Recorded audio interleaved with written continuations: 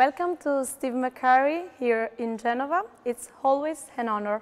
Let's start from this exhibition here in Palazzo Ducale. Behind every face there is a story. Which one impressed you the most? Well, I think one of the most interesting children I've ever photographed was a little boy that was a child soldier. And when I met him, he was guarding his neighborhood, and he had all these bullets and there's a big gun.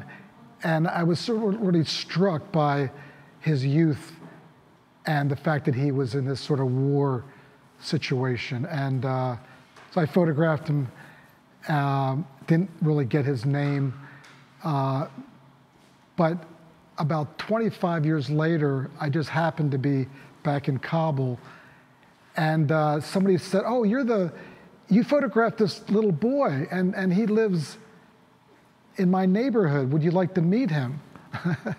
So we arranged the meeting, and we became friends, and I've been helping to support his family ever since.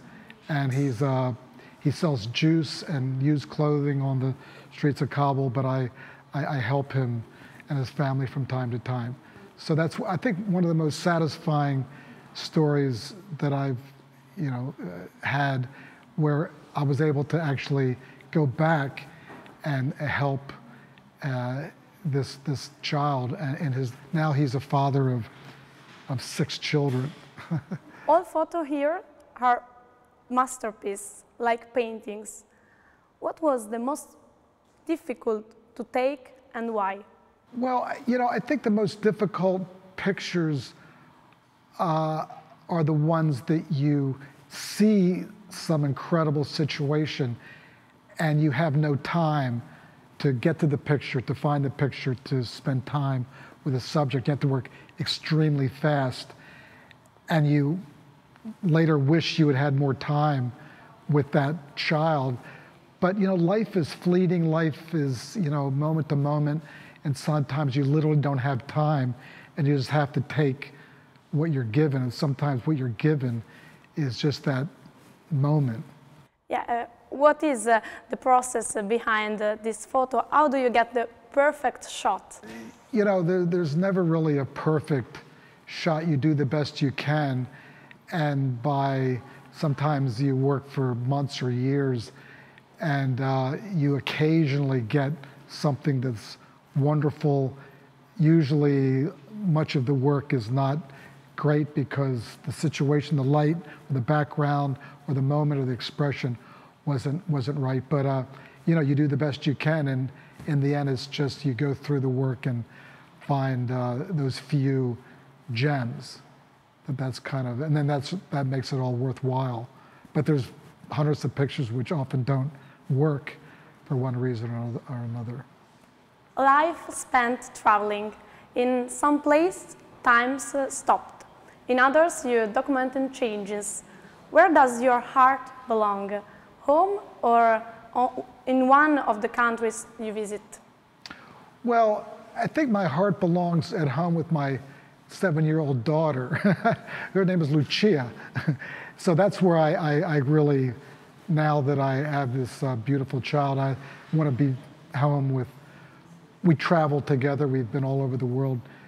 We come to Italy all the time, every couple times a year. So I would say that either home with her or here in Italy. But often I'm able to combine the two. So I'm here with her and in Italy.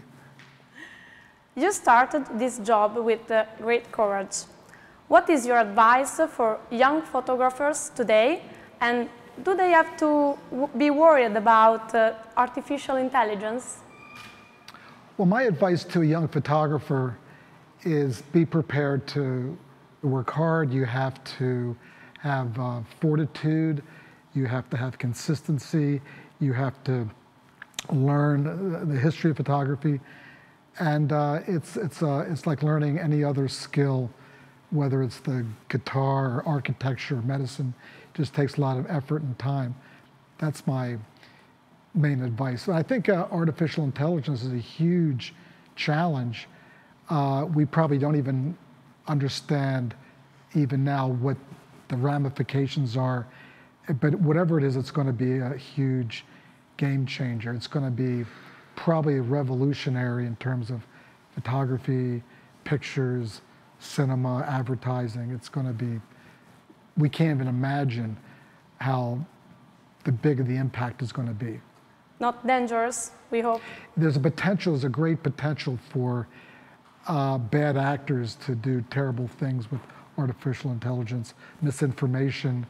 So we're going to have to be very discerning, very vigilant to make sure that we don't, it doesn't corrupt our world, and we have to be very careful. Genova is going to reward you. What do you think about our city? Oh, I love Genoa. I love coming back here. I love wandering the streets, photographing. So no, it's a great honor. I'm really thrilled for that, and I'm thrilled to be here. And I love this space here and this exhibition. It's a really big honor. These eyes are watching us. How we can help them? What we have to do for these children? And also we have to remind that new wars are breaking out, like in Ukraine and in Palestine.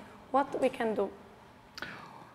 Well, I think what we can do, I think, is to educate ourselves, be informed, try and learn about what's happening in the world that we live in, and then try and have some kind of action, do something, even if it's a small thing.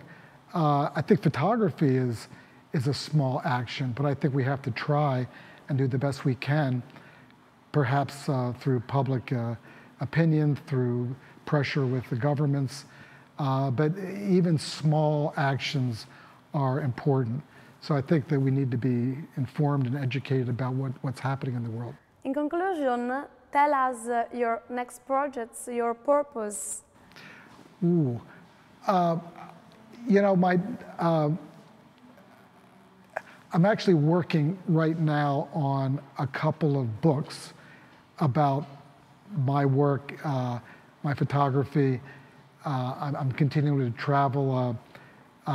This year I've been to Antarctica. I was in Myanmar. This summer I'm going to be coming back to Italy, going to Japan.